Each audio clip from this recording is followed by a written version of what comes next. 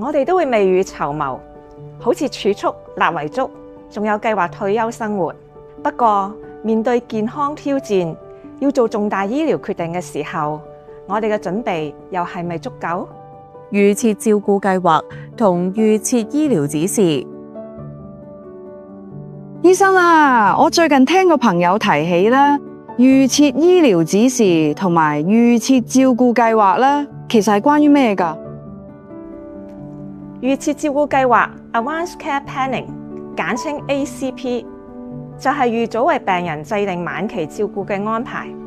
適合精神上有行為能力或精神上無行為能力嘅病人。目的係預先同醫護人員商討，確保治療方案符合病人嘅價值觀同意願。預設照顧計劃範疇廣泛，涵蓋咗身心社靈嘅照顧。其中一個重要嘅部分就係當病人患上咗嚴重疾病，病情惡化至無法逆轉，而病人亦都陷入咗昏迷或者失去咗自主決策能力嘅時候，係咪拒絕接受維持生命治療？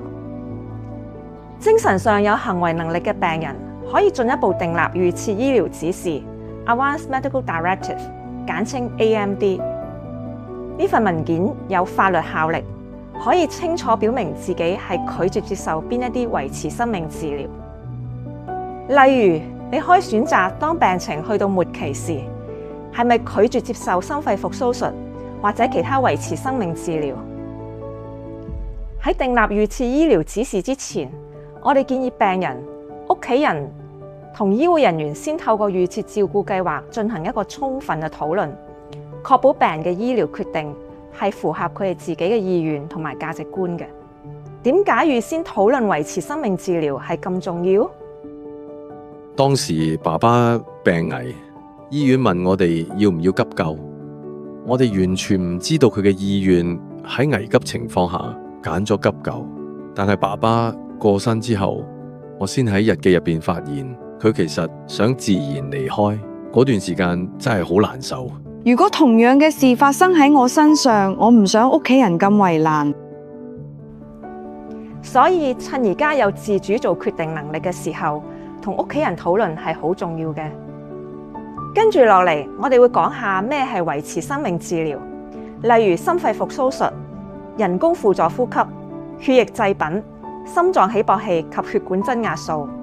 為特定疾病而設嘅專門治療，例如化學治療或透析治療、抗生素以及人工供給營養與水分。等你初步了解到佢哋嘅利同弊，幫助你選擇適合自己嘅醫療安排。我哋鼓勵病人喺自己清醒嘅時候，同屋企人表達自己嘅意願。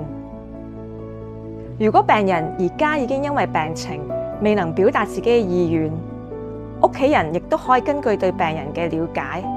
佢嘅價值觀同埋意願，去同醫護人員商討，